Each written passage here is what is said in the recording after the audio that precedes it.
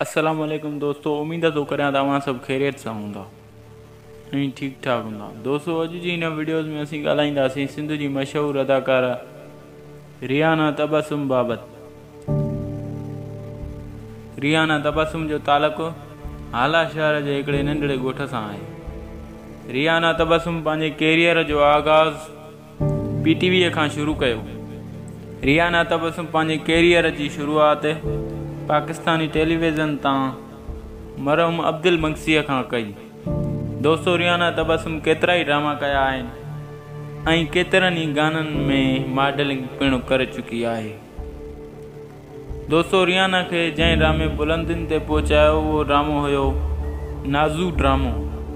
रियाना तबस्सुम पंहिंजे कज़न सां शादी कई हुई ऐं हिनखे औलाद बि पिणु आहे। दोस्तों रियाना तबस्सुम उन करे फ़नई दुनिया खे परे करे छॾियो आहे छो जो रियाना तबस्सुम खे कैंसर बि लागू थी चुकी हुई ऐं रियाना तबस्सुम उन करे फ़नई दुनिया खां परे परे आहे। दोस्तों सक़ाफ़त खाते वारनि हिन जी भरपूर सार संभाल लधी ऐं उन्हनि जो शुक्रियो अदा कयो वञे थो जिन हिन बहितरीन तबियत जी मालिक रियाना तबस्सुम जी सार लधी ऐं हिन जो इलाज कराइण में हुननि सुठो ख़र्चु कयो। दोस्तों कुझु दोस्तनि खां इतलाम मिलियो आहे त संदन हिन जी तबियत बहितर आहे।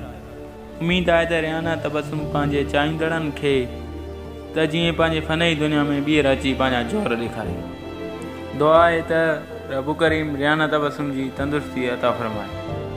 दोस्तों वीडियो अगरि तव्हांखे पसंदि आई हुजे त वीडियो खे लाइक कंदा, कमेंट्स कंदा ऐं सब्सक्राइब करणु न विसारींदा। सब्सक्राइब करे घंटीअ जे बटन ते लाज़मी क्लिक कंदा त जीअं असांजी हर नई वीडियो जो तव्हांखे नोटिफिकेशन आसानी सां मिले।